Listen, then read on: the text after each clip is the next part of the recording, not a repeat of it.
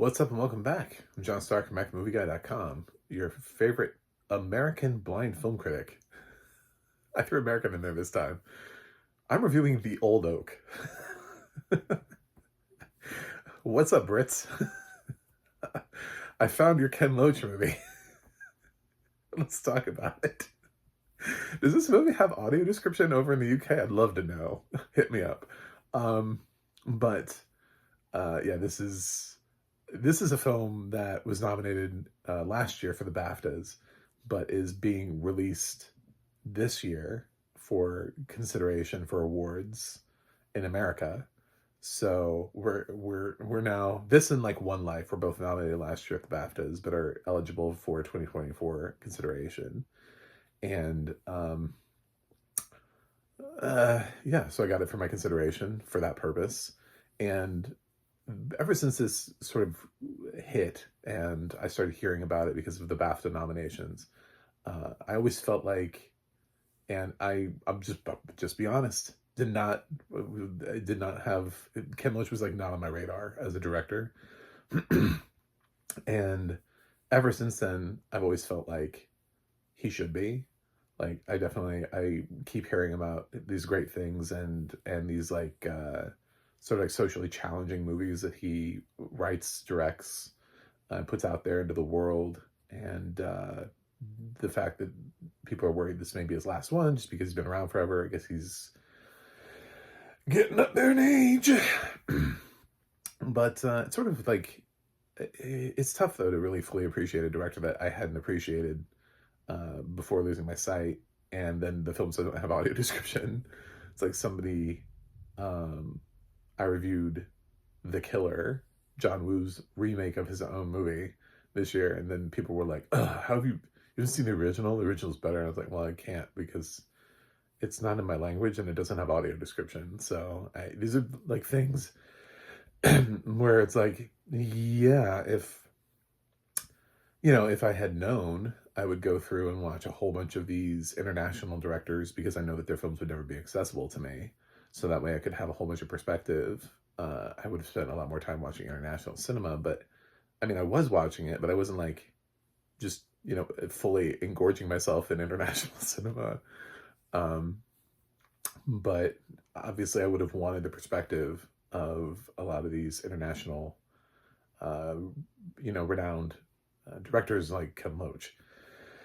So, yeah, I would have, you know, maybe caught something of his and had some sort of idea, reference, whatever. But instead, we have exactly what I'm told he makes all the time, which is a documentary that challenges social constructs and norms and aims at the UK.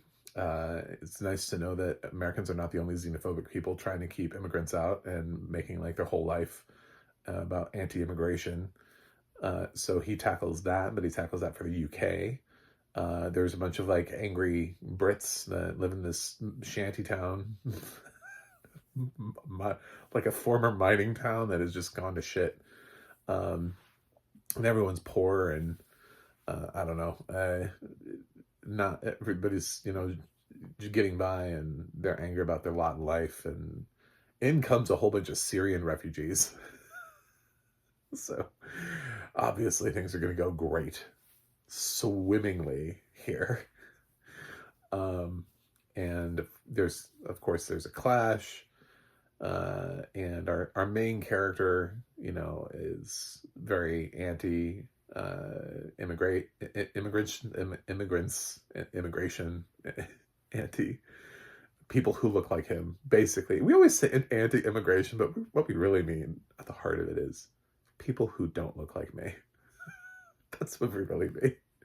Is that there's the subtext there is always that we're losing sort of that homogenized feel that we're used to.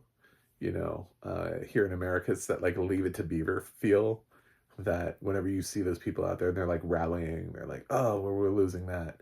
Which always makes it weird for me whenever I see people who like benefited from immigration that are out there. And it's like, I'm so disappointed in you as people. But um, yeah, they just see these other people coming in as threatening their idyllic way of life that they may or may not even have, or may or may not ever have. And in this case, the immigrants are not the reason why the mining town doesn't work. Do you know what I'm saying? Like, the immigrants have nothing to do with that. So, but yet they come in here and they clash. The Old Oak is actually the name of the bar uh, that in the town, like where the central bar. I guess this is like Virgin River, where everybody just goes to Jack's place. If you watch Virgin River and you love that, please subscribe. Because you know you giggled. You know you giggled if you watch Virgin River, because you know what I'm talking about. Where everybody's always at Jack's restaurant bar place. So this is like that. This is basically Virgin River, but like angrier with immigrants and in the UK. Um, and obviously, like, hearts are changed, minds are changed, and progressive leans left, and all that and happy stuff at the end. And I don't know, it just doesn't have audio description. That's sort of my biggest thing. Is I would have loved to support this, because I feel like it's got vibes that I would like. Like, that's why I'm really interested in Ken Loach movies, but then I feel like I'm going to struggle with all of them, like I did here. Um, and I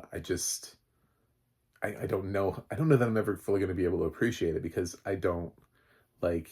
This is the kind of film where it's like, with audio description, it could be a top 10 for me, just simply because of like what he's trying to say here, but it also may not be. So it's really hard to tell without audio description. Plus, I've said this in a couple of my reviews when I'm not presented with audio description. Sighted people never underestimate the power of facial recognition, because one of the things we get in audio descriptions, we get names, and it really helps us follow people. And in a film where I don't know any of these actors, there isn't a single voice that I could pull where I'm like, oh, I recognize that voice before. There wasn't anybody who spoke that I was like, oh, I've heard them before. And I think that's a choice. I heard somebody else talking about the Old Oak, and they were saying that Ken usually uses sort of relatively inexperienced to completely inexperienced actors. So he likes to use like first timers in his film to help heighten the realism of it. So I don't think I would recognize, but then again, if I could see, it would have facial recognition. And it's amazing what facial recognition does for you, because you could actually watch an entire movie and not realize that nobody's name was ever said, and feel like that you just watched a cohesive, full story, plot, everything all the way through, and nobody ever said a name. Now for us, that's really hard, because then we're just following voices. It's like, who's talking to who?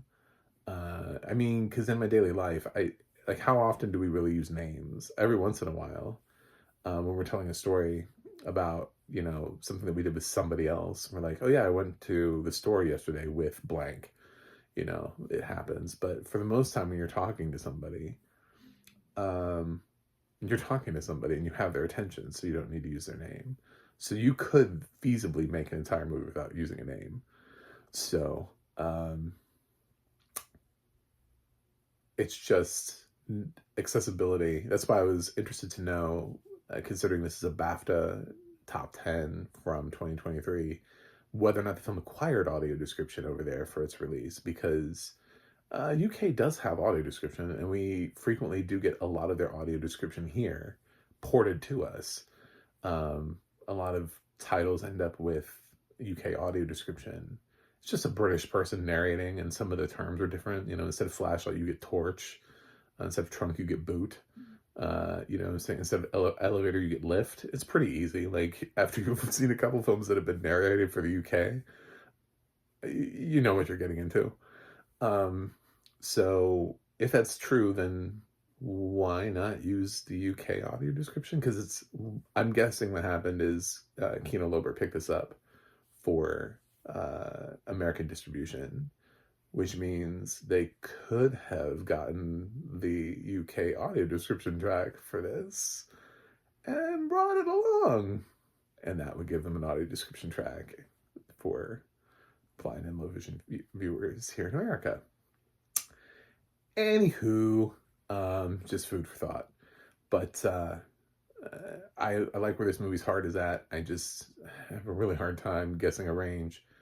Um, I I my official grade is unwatchable, as it is with almost every single movie that I watch without audio description. Even though, you know what, screeners. Here's the thing. I say this in a lot of, just in case there's somebody from Kino Lorber watching this and they're like, this is unfair. Do you really think in all of the voting bodies that I'm the only blind and low vision person in any voting body? You're insane. I know blind people in SAG, and I'm pretty certain there are blind people in other voting bodies too. So if you're submitting to these other voting bodies, uh, yeah, you should probably reevaluate your levels of accessibility. There's a reason why there's closed captioning on pretty much everything, is because we there's an assumption that there are people, at least in all these voting bodies, that are hearing impaired and can benefit from closed captioning. So why would you think that there are people who are not blind and low vision, who are not suffering from things like macular degeneration and glaucoma? And there are a lot of old voters.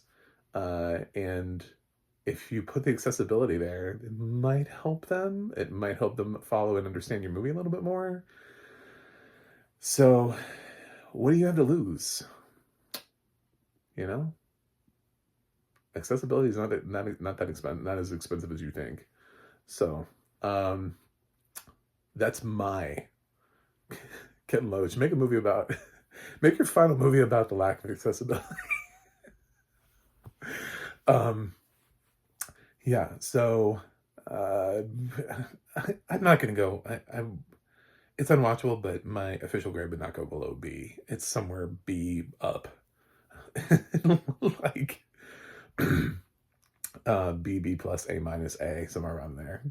It's just a little hard to tell without audio description, and the ability to like follow. But picking up what this film's putting down, I like the narrative, the themes, the story. I just need to be able to follow it better than I did. So thanks for coming to watch a blind American talk about The Old Oak, which is a BAFTA Best Picture nominee for 2023, which is now in America. And I don't think many Americans know that it's in America and are watching it. But I did, because I'm not one of those channels that only reviews the hottest movie of the week. I review one movie, and it's the movie likely to make the most money at the box office. That's not why I got into this. So thanks for watching. Thanks for subscribing. And I will see you guys on the other side.